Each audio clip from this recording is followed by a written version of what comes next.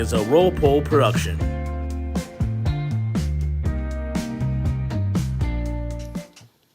All right, just the two of us tonight as welcome to another episode of the Motor City Metrics podcast here at TigersMLReport.com. I am Rogelio Castillo. Alongside me is Mike Papchak. Chris Brown is in Pittsburgh, and he is got. I feel bad for him because he has these weird shifts where he'll work. I think it's like 9 a.m. till 2, and then he has a break, and then he has to go back in from 10 p.m. to 2 a.m. So he's traveling right now at the Pittsburgh airport doing conveyor belt stuff. So no Chris tonight, and Uper is in the process of moving from Iowa to Minnesota. So it should be a quick show as the Tigers are off today. And for those who are watching Erie and Richmond, Richmond's up 6-1 on FanDuel Sports Detroit as they will be on the 20th and the 21st, and I will be there for that. So I will be down in Erie for that. So, but thanks to everybody who reached out with comments, monetary stuff for Tigers ML Report. It goes a long way. We appreciate that, especially with everything that's been going on lately outside of here. But the fact of the matter is the team is kind of in a free-for-all. I mean, well, let's not, we try to be rational during the show. We look at things logically, and Chris and I have had that philosophy now for a long time. But you lost 2 out of 3 against a 4A team in the Twins.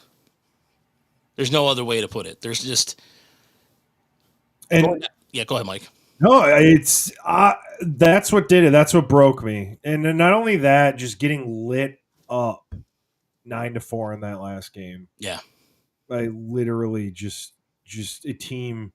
They called up 10 guys in one day. I looked at their transaction log. It was nuts, man. Like,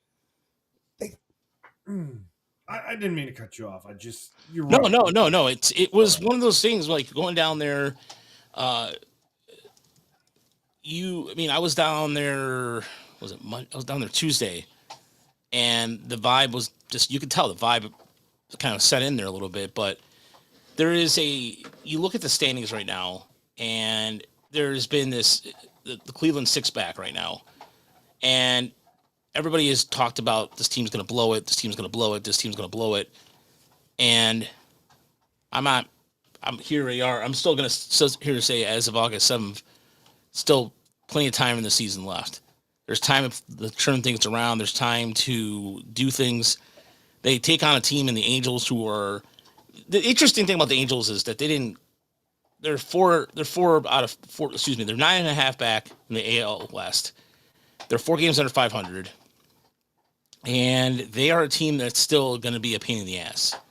Zach Neto is a very good hitter. That's a very good team. It's a team that is going to be a pain in the ass. There's no other way to put it, Mike. I mean, they just lost a series to Minnesota. Like, we got to go on the road to Chicago. That's going to be a hard series, man. I don't know. Expectations have dropped quite a bit for me. Last week you knew I was upset with the trade deadline, and we're going to get into some of this more later, but it's insane seeing that Minnesota completely unloaded their bullpen, and it just seems like they're getting better production than the Tigers are right now. It feels like it's beyond a baseball reason. There's something like, and what I mean by that is that the Tigers, they're mentally out of it. They just don't have the mentality they had at the beginning of the season. I don't know what it was. Maybe it was finally getting recognized. Oh, you got six guys in the All-Star game, and that was like such a huge push that everybody wanted. And now that they're recognized, I mean, they've been a different team since then. I mean, look at really, that's pretty much it. Just I don't see a lot of similarities outside of Skubal still being relatively dominant since he came back. Since the All-Star break, rather. So, by the way, just to put things in context, since 2013,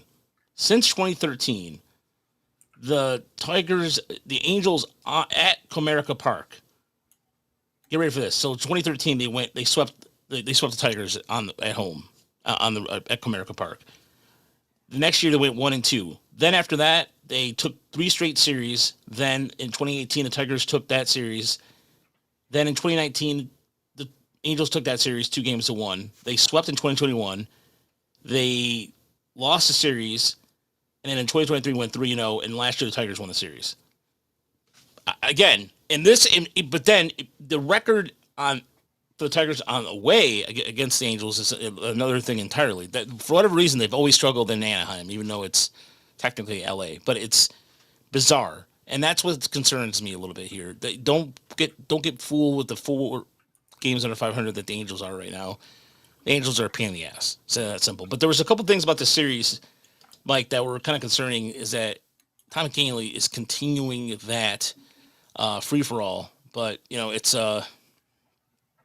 well, yeah, his changeup is a negative pitch. It's the only thing he throws, and it's not a plus pitch. Actually, have it pulled up. He's got minus 3.5 runs, 3.5 runs below average on his changeup, and that's the only pitch he really throws enough for that to even like show up in. It's not great when guys are starting to see the only pitch you throw. It was always like the mysticism with him a bit. Like, how is he able to be this kind of pitcher when everybody knows it's coming? Well, now everybody knows it's coming, and it's not working right now. And I mean, it's that sends ripples throughout the entire bullpen, which is the whole reason why a guy like Rafael Montero is even pitching, and drives me insane that he's even in the bullpen right now. Yeah, and you look at here's the thing too. If you can't team up your fastball with your changeup and have that much of the velocity difference or get that kind of difference to it, then yeah, people are going to send your changeup. But Andrew Scott, I like his point here. He said, "I love to see a reduction on Green's uppercut. He's on pace to set the all-time single season strikeout record. That the teacher man trash is spreading, but what do I know?" Well, Andrew, I mean, it's one of those things where you don't go at the teacher man first and foremost is one of the most defensive accounts on Twitter I've ever seen. If you go in, I posted a couple times things that I've noticed, and he's like, "You're not the swing doctor, I am," and he's kind of like this know-it-all guy. And I understand. Look, the guy has changed Kerry Carpenter's swing. He's done a lot of those different things, and he's got more of a track record than I do. I'm just a guy, but I don't need you to also gatekeep and be an asshole about something I observe. I don't come on yours and say, "Well, you've been wrong about these guys." He's a clown, and it's so funny because I mean, titles don't dictate behavior. Because you're a doctor doesn't mean you have to be a dick to people. Simple as that. Case in point, it's also the softball team we played last week where it was a bunch of nurses and doctors, and they're called one-hit wonder. You're literally losing 11-4, and then when you do get it out, you're gonna go, "Ha ha ha."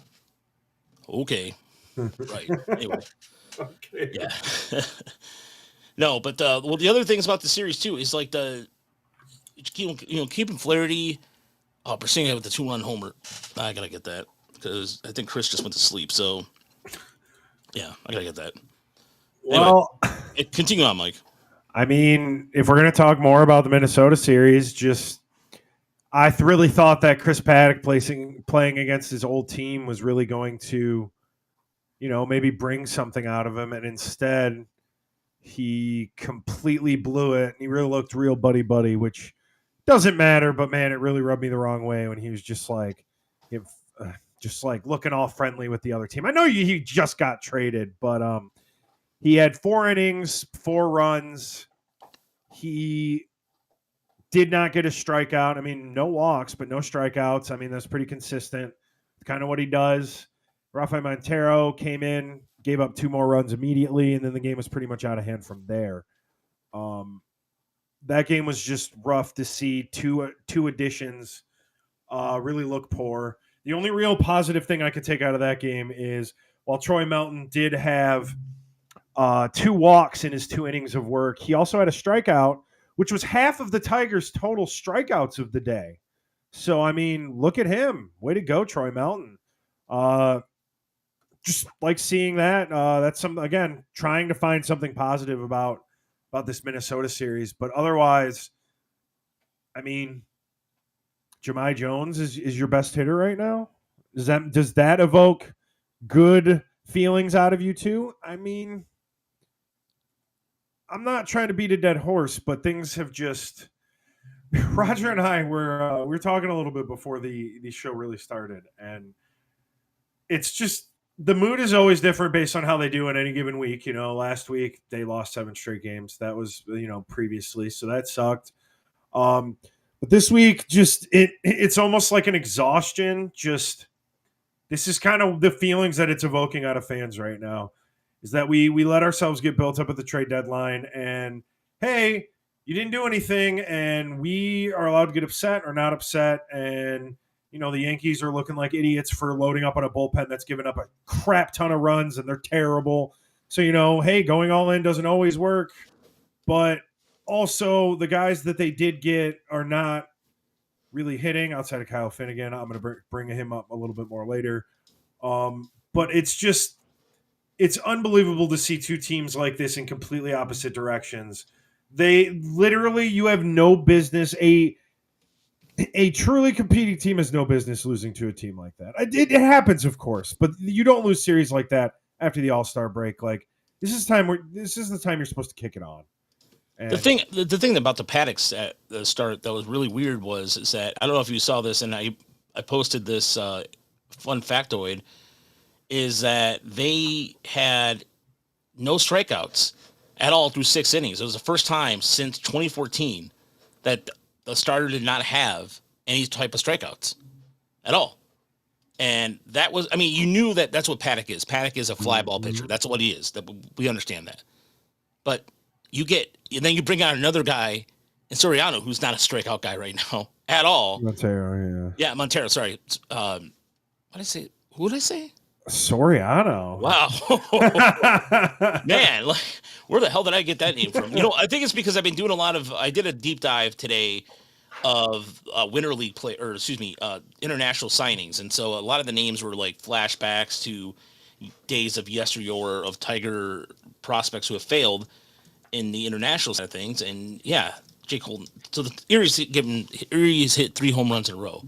Man, but anyway, that was the biggest takeaway I had was the fact that your bullpen couldn't even bail you out there at all during junk time and keep you in the game. And so Cole Keefe had a good series. Spencer Torkelson's still hitting the ball pretty well, but beggars can't, that's the problem. You can only do so much with that. And then you had a scare with Gleyber Torres having that left bicep soreness. And that was kind of like a oh no like kind of moment because usually leads to something else, but in case he bounced back pretty quickly the next day. And Kerry Carpenter also. We're going to forget about Kerry Carpenter being Jesus. I mean, you can't tell me he doesn't have some like that a little bit. I don't know. I mean, look, I love Kerry Carpenter. That's who I'm going to talk about him more in detail later, but he hasn't been enough of a spark. He hasn't really provided. They have a winning record since he's back, but he's been incredible, and baseball's not won by one guy. So, yeah. Fortunately, when the rest of the team is slumping, there are guys in the lineup. It's just there's too many other. I kind of brought this up a little bit when we were talking earlier too, before the show. Things are kind of leveling out a little bit, and it's kind of happening to the extreme with some guys. Javi Baez has kind of looked like Javi Baez of the last couple years lately. I don't think he stays there, but my point is he's in a slump. Riley Green is in a slump. Zach McKinstry hasn't been really all that valuable since he came back. Or since the All-Star break. I keep saying since it came back. Since they came back from the All-Star break. I am so sorry. But when you have a prolonged slump from several guys, one guy isn't just going to cut it, and they just don't have a way to mix it up where they're really able to pick each other up right now. And even if they do, the bullpen, like you said, is just literally not able to keep them in games. They can have a bunch of late-game heroics, and it doesn't matter if the bullpen's given up 3-4 runs a night, which is pretty much what's happening right now. So I'm frustrated. I'm very frustrated. Well, and I don't blame you, Mike, because you and I are both on the same page about them getting another bat, and this is where another bat would have came in play. And yesterday I was on Sports Rap show with Lomas Brown and Anthony Bellino on WJR, and they mentioned something about like, well, if they would have gotten the bat, would have made a difference in Suarez. The more I don't know. Again, we'll never know exactly what Arizona asked for as far as return for Suarez. That being said, any kind of bat, imagine like maybe some imagination, something to that effect would have been nice. But you look at the bats at the trade deadline, there wasn't much options, and the ones for Suarez, if they were asking for Briseño or Tyron for a guy who was a rental player, I don't blame Scott Harris at all. I don't. I really don't. And I understand the window thing, and looking back on what you said last week about it, it makes sense. But there's no other. But the Royals even got a little creative a little bit with the bat. The Tigers didn't do that, and so that was the concern, because I look at it this way: if Riley Green's struggling like he has been, wouldn't you want to get at least another insurance bat? And that's exactly where that gave me pause for concern. Well, and so Kerry Carpenter he's trying to be that spark, because came back from an injury, not a long injury, but an injury, and he is trying to provide that spark. But I'm going to bring it up again. It just feels like almost not even really baseball reasons. Bringing in a new bat just kind of refreshes guys. It could refresh guys, who are in a slump. I don't know, like mix things up a little. I don't know. I think that's what a new bat could have done, is provided just a mix up of things. I guess this is the exact same team as it was last year. I mean, in terms of batters, really, you have Gleyber Torres, and that's it. Everybody else is the same. You're looking at the same guys that they expect to come in to try to save them, and that's what worries me, is that we've given Justin Henry Malloy. He's been up and down. That's who they're expecting to come in and help save them. They're expecting Hao-Yu Lee to come up and save the day in September. That's what I mean, Rob. But that's what I mean, dude. Like, is that what they think? Because that's what blows my mind about this. And I like what the Roar 24 said. I feel like Tigers need another cripple more Gleyber Torres. Steady, steady, steady. And that's what you need. You're right. Guys that can have professional, I hate to say this term, cliche, but professional at bats like Gleyber Torres does. So, like, you think Matt Vierling could be one of those guys, but he hasn't gotten there yet, Like, that's what you needed him to do. That's what he did last year, though, is what I mean. Yeah. He's not doing it this year yet. So, some of those guys they were counting on for that role aren't working out. And, yeah, I agree with you. Just Uper in the DMs, because he said he couldn't make us tonight, he said that, the Tigers will be fine. Yes, I think they will be, but it's still right now. It's 6 games out, and Cleveland has. Guess who has the easiest schedule behind the Tigers? Cleveland. Cleveland has the easiest schedule, and they have a guy by the name of Jose Ramirez, who, look, say what you will about Cleveland, whatever. I have a lot of respect for Jose Ramirez, because the guy goes out there and just he hits anything. It doesn't matter. I mean, you could throw him a slider 8 feet off the 8 feet away from him, he's still going to find a way to make contact with it. And so, but the thing about Cleveland is that I think that they don't have enough pitching to overcome the Tigers to a certain extent. But then again, Gavin Williams goes out and he almost threw a no-hitter, right? 2 outs away from a no-hitter. Yeah. I'm not necessarily worried about Cleveland, but that's what I don't like about this whole situation in the first place. You're right. The Tigers will probably be fine, and they'll probably be okay with the division. But you brought up last week. Well, do you think the chances of winning a World Series, their odds of winning a World Series, have gone down?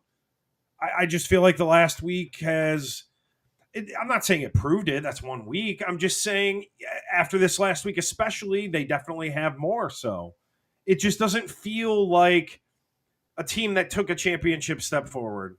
And maybe I don't know what I'm talking about, because what do I know? The Tigers haven't won a World Series in my lifetime. So maybe I don't know what I'm talking about from that perspective. I don't know what that looks like as a fan, right?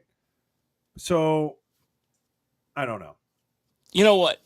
Dom yourself goes, why didn't we go for Gregory Soto at the trade deadline? Perfect on the radar type of guy we've gone for. I think it's because the history, like the thing is, I think Harris wants to avoid anything from like the Avila era. Not to say all Avila era, obviously, because there's still a lot of it here. But I think they move like once they move on from a player, like that's why the Justin Verlander homecoming didn't happen or whatever the case is.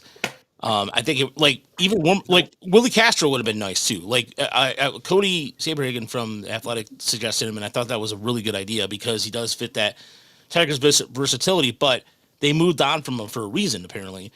And in Soto, the Mets did a really good job of loading up their bullpen. Same thing with Philly. Doug, Mr. Kloss. Sorry, I can't call him Doug. It's just Mr. Kloss to me. It always will be Mr. Kloss. Honestly, what the Tigers add this year besides Torres to start the season, not much, and anything else the trade deadline. Well, I mean, he's not. He's not wrong. He's not wrong at all. I mean, they added pitch. They had they got Flaherty back. They were able to just kind of expect guys to grow in their role a little bit, and they did. Colt Keefe has gotten better. McKinstry's gotten better. There's a couple players who have, it's just really it's the same, same kind of guys. Then so it's almost like they were expecting some improvement, and that's what happened. But then they also didn't expect Baez to do what he was doing, and he has struggled as of late. But the reason why the '84 Tigers worked so well is because they were really good at just walking, and they were. If you look at the percentages, that was a team that had a very good patient approach at the plate, and that was a team that was coming together at the right time too. So, was saying that, Raj, we're gonna go live this year till it's all the SH guys. I don't know why. Oh, okay. I was just sorry. I was reading the comments there for a second. Sometimes I get my attention, and I'm also trying to keep in track what's going on with Erie at the same time. But no, the outcome, Mike, right now is what you really, you look at the Jose Briseño home run. You go, okay, that's why we didn't trade for Bednar. Pittsburgh was asking for guys like Bednar, and what's funny is, did you see that Bird got sent down to AAA for the Yankees? Oh, I didn't know. No, yeah, I didn't. Yeah, he did. Oh man, that was the guy who I wanted, and they sent him down to Scranton. Yikes. Yeah. Well, yeah. I mean, it doesn't always work, but I don't know. Sometimes when you're in a relationship, when you feel like somebody's not trying too hard, sometimes it feels good to see someone try a little. I don't know. Yeah. Yeah, and on the rehab start, by the way, speaking of the pitching a little bit, Jose Urquidy started again tonight for Lakeland, and we'll be posting his stat. I haven't had a chance to watch his first couple pitches before I started doing show prep. So, but we'll be keeping an eye out on that as well because that's a storyline. I went to the Mudhens game on Friday and watched Sawyer Gipson Long, and he looked really good. Carved up St. Paul, 3 innings, 5 strikeouts, and that team isn't very good at all. But I think Sawyer Gipson Long is a guy that he's a really good pitcher, Mike, in the sense that he takes his velocity was like 92, 93, but his slider was working really well. His changeup was also had some good action to it. So he's a guy that can change eye levels. And I honestly, if they had to call him up, that would be a good option to consider. Well, and I mean, I do think that their plans for the future involve Jose Urquidy too. Yeah, I do think that they plan on him pitching for them in September. So I guess, unfortunately, the way I'm seeing the front office is looking at it is just it's incomplete. What's going on right now because they have a lot of guys. I mean, you're also looking at Paul Sewald. I think that he's probably he's in their plans too. I think they're going to give him a fair shot to do something for them. He's not available to come back till I think September 10th. But it's just that's what ultimately is going to happen. I don't think like reinforcements are coming, and that's what the front office has planned. Is what it seems like. But a lot of these, I mean, Sawyer Gipson Long too is a bit of a question mark too. So it's just there's a lot of uncertainty, and I said this last week. I'm going to repeat it because this is something that me and you disagree on quite a bit. He just brings up how, like, oh, so many guys just worked out last year for the Tigers. And I just want to say, again, you can't expect that to be the norm. And it feels like that's what's happening. Like, oh, we're gonna call up this dude that you guys all forgot about, and this dude that we got from Cleveland for nothing because he was injured, and Paul Seward, this prospect that was injured, and he came up and he was okay, and then he got injured again. Like, they're pulling stuff like that, and it doesn't always work out. Just statistically speaking, it just can't rely on stuff like that. No, I don't blame you. Look, the bottom line is this: they have to. In terms of Paul Seward, who was, by the way, he was in the clubhouse on Tuesday when I was down there, and he's starting his process of rehabbing, what have you. Luck, I want to say luck. What was it? The luck. Certain thing about luck. You know, does luck run out, kind of thing. Does the luck run out for the Tigers here, and what have you? And I look at it this way. Before we get to inside the numbers, Mike, it is imperative right now that you look deep. You have to make a very difficult decision here in the next couple of weeks about your bullpen.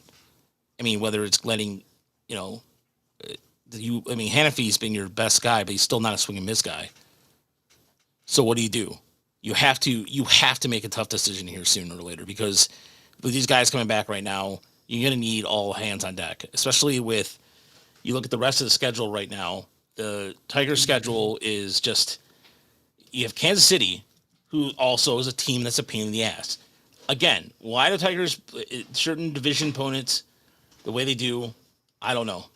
But the Royals are going to be a pain in the ass. So you look at the schedule coming up. So after the Angels, they go to they take on Chicago, who's not just Chicago's not the same crappy Chicago team from last year. Chicago might pose a problem. Then you go to Minnesota for 4. So that's a revenge tour right there. Then you come home and take on Houston, Kansas City, and then you go to the A's, and then you end the month of the Royals before you take on the Mets. You start the September homestand with the Mets, who are in playoff contention. So then, after that, it's like you got Chicago, you're at the Yankees, and you go to the Marlins. And the Marlins have been playing the best baseball, one of the best teams in the second half of the season. Like the Miami effing Dolphins. Dolphins. The Marlins are playing really good baseball. And then you don't take on Cleveland. They have Cleveland twice in the last 2 weeks of the season. Mm-hmm. So you have to play. It's as much as it quote unquote looks like an easy schedule. You're playing two teams in desperate mode in in Minnesota and Kansas City, and Houston's Houston's in first place. So I look at it as they might have the second easiest schedule on paper, but it really isn't. To me, it's a gauntlet, and you have to. There's just it's. I mean, it's hard to get a gauge on a team that just lost to 4A Minnesota. So exactly. All right, let's go into inside the numbers.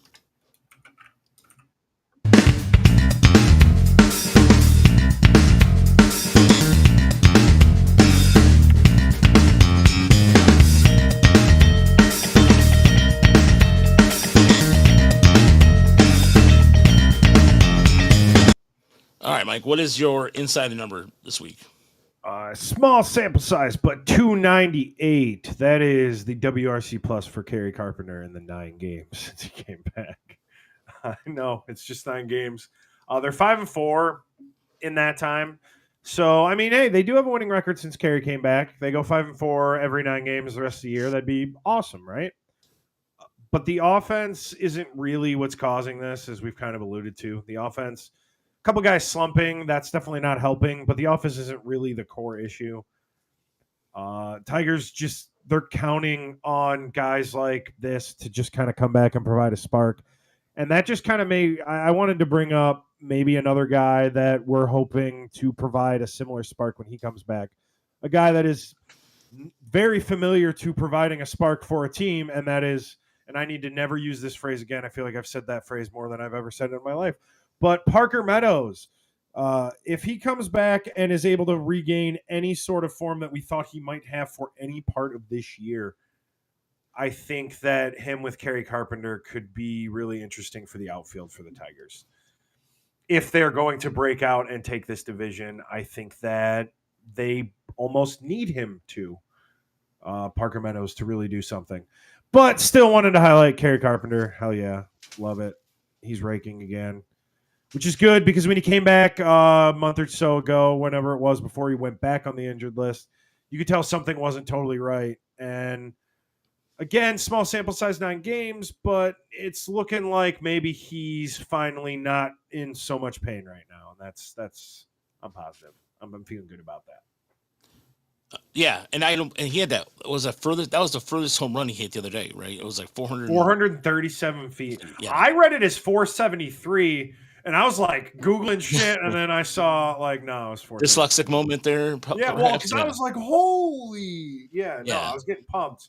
It's 437. It's fine, but I don't know. Everybody's like talking about it so highly, and I'm like, I thought it was more. Sorry. No, that's okay. No, it's an impressive shot. I mean, it was one of those where you were like, as soon as it happened, it was just like a holy. It was just a no doubter. But my insider number this week is 5.40, and that's the ERA of Will Vest in his last last 10 appearances since July 7th. And Vest was an automatic thing, but against teams like Philadelphia, they threw him back-to-back days, and he allowed a couple hits the first day, and then 2 runs and 2 hits, and the strikeouts are still there. Don't get me wrong, but you need to get the outs when you need to get the outs. And the K per 9 is still there at 10.8 on this last stretch, but the walks have creeped up a little bit. He had a couple outings where the walks crept in a little bit, but I'm sorry, only one outing, but still, you want Vest to be a little. He has to be bulletproof at this point. So the fact that he was the most reliable arm has also struggled. Has been a pause. I think Vest will be fine. I mean, the stuff is still really good, but it just comes at the worst time. The struggle. Well, it comes at a time when everybody else is struggling, and I mean, with Canely also struggling, literally the 2 guys you were counting on less than a month ago, or right around a month ago, right before July 7th, those were your 2 best bullpen guys, and they were locked down. You had your 8th and 9th inning locked down, and now neither of them are looking so good right now. I mean, I agree with you. I think Vest, there's more. It's not like Canely where his changeup has become completely ineffective. Vest is still looking okay. He's just finally getting hit around a bit. Yeah, a little bit. But I think, like I said, there's enough stuff there. He'll be fine. I think that personally, I think he'll be fine. So let's go quickly into our last segment, the good, the bad, the ugly this week. Oh.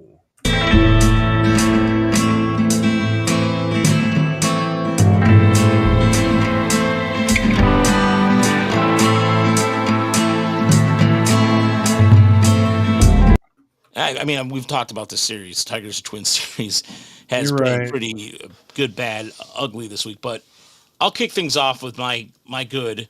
So my good has been the, in terms of like just looking at the year that people are having. And I normally don't try to talk about fantasy baseball on this podcast because there's no place for it. But in Yeepers League that I'm in, I traded a pitcher. I'm trying to remember who was it. The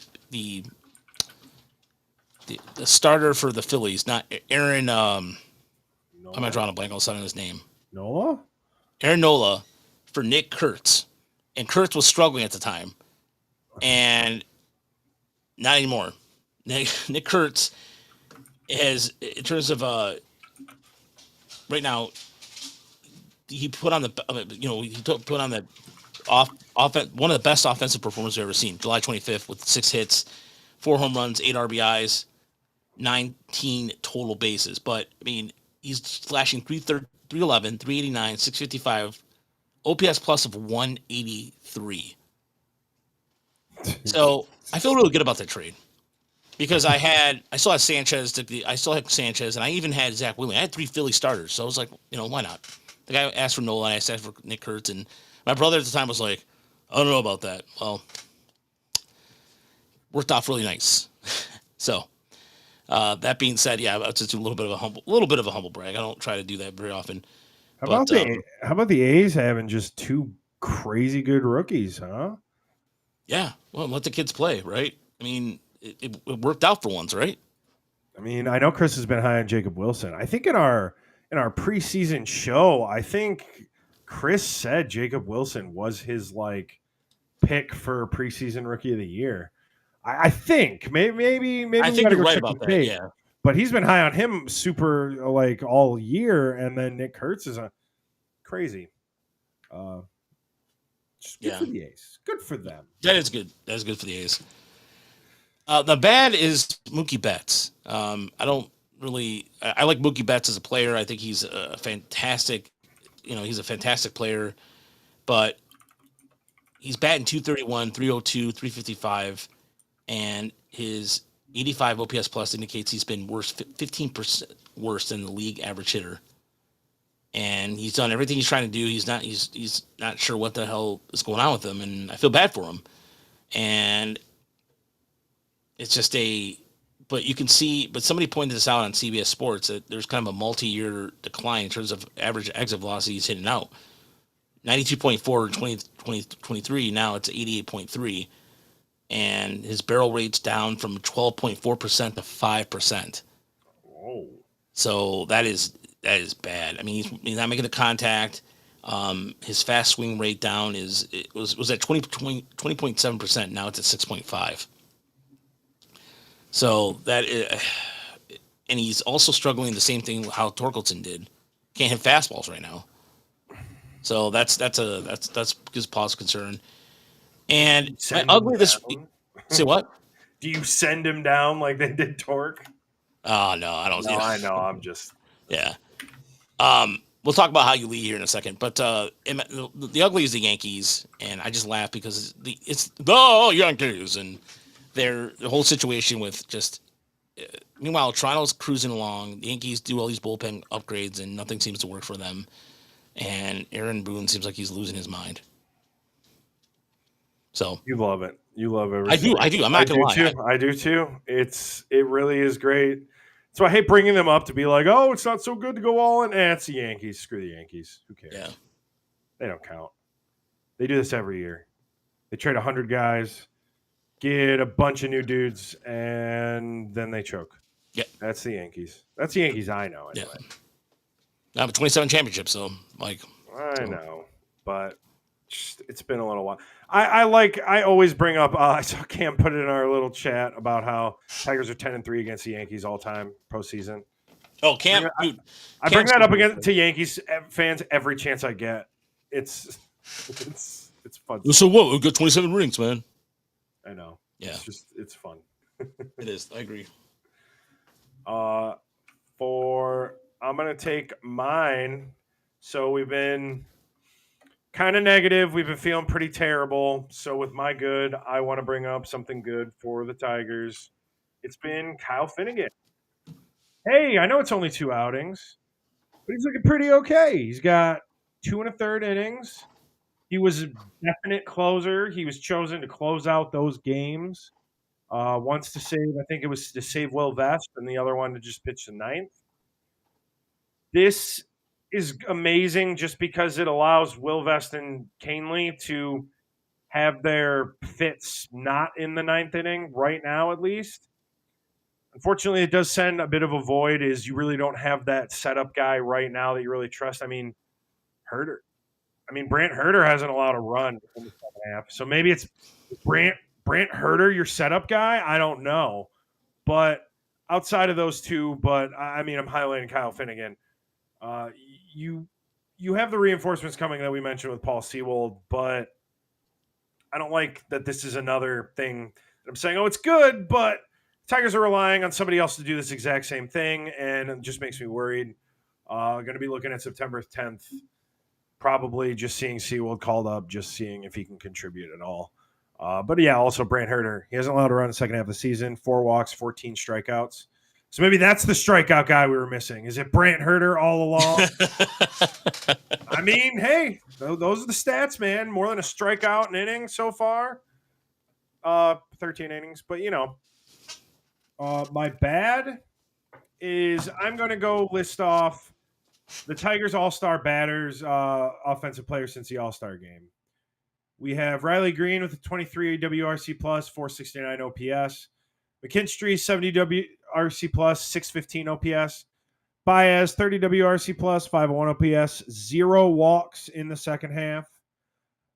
Torres gets kind of a pass because he missed one game, but he has a 93 WRC plus, was a 703 OPS. It's not really a slump. He's a little bit below average, but the rest of them not looking good. They're not as bad as they're playing right now, but I'm kind of posing this to you, Roger. Do you think this kind of proves that none of them were as good as the first half as they were the first half? I keep saying this. I think some of it they played above their punching or above their punching weight or whatever the terminology is. Weight class. Thank you. They were punching above their weight class. I think that look at the growth of Riley Green, in terms of hitting more power, but the strikeouts are there. But that's just also part of the game too. I think the strikeouts are becoming. I think it's every year in the last 5 years the strikeout rate has increased, like overall MLB average, and so Green's a strikeout a little bit too much to for my own personal flavor. But either way, I expected a little bit more power from Cole Keith at this point too. I thought that maybe he'd be closer to 20 home runs, and that hasn't. I mean, he's hitting well. Don't get me wrong, but you almost thought that like at this point maybe he'd be a little more power. But other than that, I mean, he's played a good third base. I mean, the debate about third base has quieted down quite a bit actually. So that's a positive, and I think he's gotten that position down to say, hey, this is gonna be mine. Yeah, maybe, and that's good for the Tigers at this point. But I think they'll all level out eventually. I don't think they're as bad as they were, but I do think it means that maybe they're not gonna keep all putting up crazy numbers. Like, maybe I think we all knew, we're all reasonable enough. I respect the people who watch this and listen to us, and we all knew that Zach McKinstry wasn't going to be top 10 in FWAR at the end of the season, right? Like, we knew that wasn't going to happen. Well, this is what happens to get there, I guess, is what I'm trying to say. He's going to be under average at this point to bring those numbers down. It's how it works, and I just think that I'm not trying to be a dead horse. They're slumping. Yes, said 100 times. It'll level out eventually. I don't think they're going to play this bad, but I don't think the slump is necessarily over yet. Which brings me to my ugly today, and somebody we've already talked about, Tommy Kahnle. Mine are all Tiger-centric because I've been so consumed with how disappointed I am for a while. But Tommy Kahnle, in July 1st, he had a 1.78 ERA. I wrote sub 2. I did not look up the exact number. Since the All-Star break, Kahnle has a 7.11 ERA, 8.48 FIP. For you guys that don't like ERA, that's even worse. And like I mentioned before, his changeup is 3.5 runs worse than average in the 11 innings I think he's pitched since the All-Star break, which is really bad in a small sample size. It's not good, and his fastball has always been under average, but that's never really been the point of it in the first place. But his fastball has also been worse too. It's just still something worth highlighting. Bullpen guys are fickle. We talk about it on the show all the time. They come out of nowhere. They come and go. I don't know. Maybe he changed underwear for the first time in 2 months, and this is what happens. But I don't really know how much you can count on Tommy Kahnle at all for the rest of the season. You're going to have to, but I don't really know how many high-leverage situations you can afford to put him in right now, especially with how poor they're playing and how much it seems like every single one matters right now. Yeah, especially when you have to consider the alternatives right now in Montero. And see, my eyes are doing the same thing. Like, oh boy, my eyes just got really big about that. Can we? I don't know if we spent. I mean, maybe we did. I don't know how much time we really spent on Rafael Montero. This dude would have been a great pickup for a team that was not competing. This could have been the White Sox. They pick him up. They're like, yeah, well, you got to throw bullpen guys out somehow. Maybe we can do something. Maybe we can fix him. This is a guy 2 years ago was one of the better pitchers in 2022. He was a really valuable relief pitcher in 68 innings pitch. He has done nothing since then to prove that he was worth anything since 2022. It's a project that it just seems like the Tigers might have liked in for Scott Harris when they weren't a very good team, but this isn't a project that you work on in the major leagues right now. Yeah, it's the same thing with Carlos Hernandez. Hernandez wasn't listening about throwing a splitter, and he's gone. I mean, right? So you have now in Toledo, either Drew Summers has been talked about, the great Drew Summers. There's Bailey Horn, who, although his command of anything that's not his sweeper has been struggled, and that's it. That's the thing. Like, you have RJ Pettit in there, so what are you going to do? Is he going to get an opportunity? I'd rather have gone them Eternal than Montero. I mean, Rafael Montero was a bad idea. Sorry, that was the one I scratched the head the most. Paul Seward, when he comes back, maybe he's the one that replaces Montero. Maybe, but that means, I don't know. He's not available to come back for September 10th. So you're telling me we have 33 more days of Rafael Montero? What, that's 8? That's 8 appearances, maybe? Or, 16 runs? I'd put the over-under at 12.5. What do you think? I wouldn't be comfortable going under. Like, I'm right now, and bada boom, bada bing, like, I understand the Tigers should have done more, but I don't think they could have done more. That's the thing. Like, I have to mention this. There's 7 guys on their pitching in the developments in their minor league system. 7 pitchers that are on the IL. I mean, outside of that, were they going to trade Campos? No one wanted Campos. I mean, could they have traded Max Anderson and Thyron Luzardo? Sure, they could have probably. I don't know what the offers were. So those were the only 2 I think that. And Jaden Ham was coming back from rehab, and velocity was down. The depth suddenly went from being good to just kind of questionable right now with all the injuries they've had pitching wise this year. It's been bad. So it's to the point where we're witnessing right now with Garrett Burhan going out 7 innings right now because they don't really have much of a choice. Erie's down the bullpen starts, and Matt, I like what you said. How many times have you seen a project in the playoff push? What happened to bringing up the hot young kids? That's the problem. AAA is just a hodgepodge of veteran arms right now. Could they bring up Pettit? Could they bring up all these guys? It's if they can go and get outs. No, Roar 24. That was another thing too. He said, I think too much focus on spin rates, which hurts arms. I'm not an expert of subjects, just an opinion as a fan. No, that's a good opinion. Roar 24. I mean, can the guy gets out? I think the greater focus should be if the guys are getting outs or not. And that's why sometimes velocity doesn't matter, because it's a deception of the pitch. Sometimes we make up too much about velocity. And, Tori Gibson Long's on 93, 94. But, yeah. And lastly, bada boom, bada bing, maybe he says maybe there's options out there, but they had to be better than what we got. Yeah, I can't disagree with that at all. I mean, they could have been a little more creative with this, but it is what it is. And, yeah. Hey, can I bring me and you and everybody else back down to earth? Sure. It's been really hard. I feel like I'm not myself. I'm not acting like myself. And I need to say this out loud for me too. The Tigers are 66-50. They're 16 games over 500. That is good for the second best record in the American League. I just feel like it needs to be said. That is the 6th best record in all of baseball. They are 0.001 percentage points behind the Philadelphia Phillies for the 5th best record in baseball. Yeah. No, and they played Philly pretty tough too. That was a good series. That was a good series overall. And we didn't even talk really that much about the Philly series. And unfortunately, I think it was because I thought you're right. They played great in the Phillies series. And I thought that was like going to be like the springboard for them to kind of bust out of this. And then they play the Minnesota Twins. And it feels like that competitiveness just didn't even matter up to after that. Because they played so poorly. Yeah. The Sanchez start was, I mean, even Scooble was like, holy crap, his change was really good. So B. Foster wants to know, are we going to see Malloy back in September? I think so. I mean, Malloy has been hitting better as of late. He's been playing a lot more first base. So in the September call-ups, I think they can only call up 2 max. I think I'm not sure how the call-ups work, or not 100%. I know it's like I think 2 or 3 players max. It's not like it used to be where it's just a free-for-all.